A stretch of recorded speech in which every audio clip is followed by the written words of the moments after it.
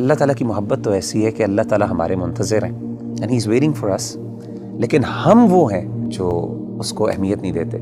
एक बंदा है, उसको अल्लाह की मोहब्बत और अल्लाह की याद सोने नहीं देती, जितना मर्जी थका हो। मेरे रब को पसंद नहीं है कि मुझे तकलीफ़ आए। आपको हदीस सुनाता हूँ और मैं समझता हूँ ये सुभान अल्लाह, यानी ये इंतहा है अल्लाह की मोहब्बत की। इससे ज़्यादा क्या मोहब्बत हो सकती है।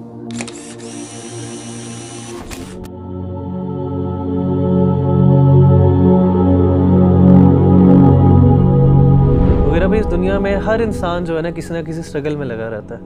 और ऑब्वियसली मुसलमान होने के नाते, बीइंग अ मुस्लिम, मुसलमान की ये जिद्दोजहद होती है कि अल्लाह की मोहब्बत उसको मिल जाए, अल्लाह सुब्हानहू व तआला उससे मोहब्बत करने लग जाए।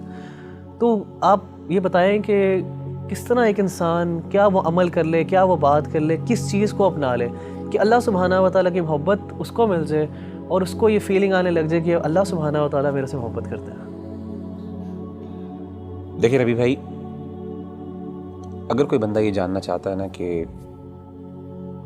वो ये पहचाने कि अल्लाह ताला उससे कितनी मोहब्बत करते हैं, तो उसको चाहिए कि वो अपने दिल में देखे और वो ये जांचे कि उसको अल्लाह ताला से कितनी मोहब्बत है।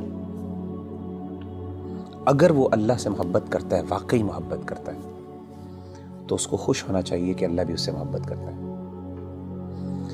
यानी अगर वो अल्लाह ताला की आयत सुनता है, कुरान मजीद की आयत उसके सामने पढ़ी जाती हैं और उसकी आंखों से आंसू निकल जाते हैं, तो इसका मतलब है उसके दिल में अल्लाह के लिए मोहब्बत मौजूद है।